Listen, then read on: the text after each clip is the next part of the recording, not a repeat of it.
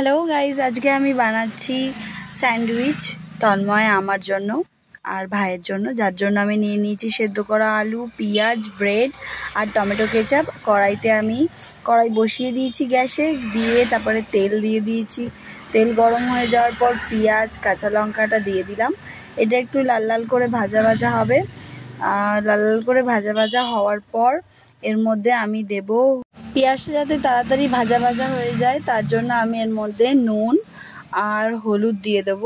নুন স্বাদ মতো দেওয়ার পর আমি এর মধ্যে হলুদ দেব। তোমরা চাইলে একটু কোনো ভাজা মশলাও দিতে পারো, খেতে খুব ভালো হয়।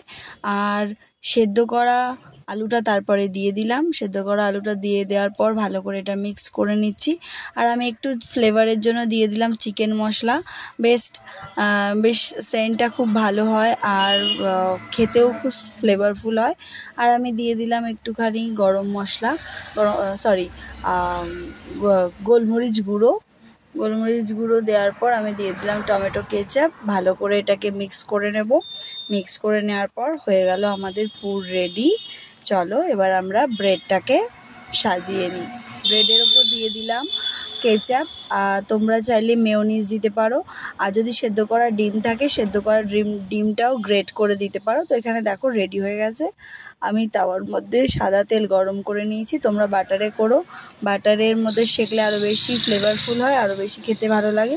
তবে সাদা তেলেও লাল লাল করে ভেজে নিলে ভালোই লাগে। আমি তো সাদা তেলেই ভেজেছিলাম, ক্রিস্পি ক্রিস্পি করে, বেশ খেতে ভালো লাগছিলো। টমেটো কেচাপের সাথে দারুণ লাগছিলো। দেখো কেমন লাল লাল ভাজা হয়ে গেছে। আর আমি এটাকে দুটুকরো করে নিয়েছি। দুটুকরো করে টমেটো কেচাপের সাথে এটাকে আমি এনজয় করছি সকালের ব্রেকফাস্ট হিসাবে। তোমরাও চাইলে এই রেসিপিটা ট্রাই করতে পারো। আমার তো খেতে খুব ভালো লেগেছে, তন্ময়েরও খেতে ভালো লেগেছে, ভাইয়েরও খুব ভালো লেগেছে। আই হোপ তোমাদের ভিডিওটা ভালো লাগবে। ভিডিওটা যদি তোমাদের কাছে হেল্পফুল হয় অবশ্যই একটা লাইক করো। আর দেখো আমি পুরো ঘেমে একদম চান হয়ে গেছি এইসব করতে করতে, ভিডিও বানাতে বানাতে আর রান্না করতে করতে।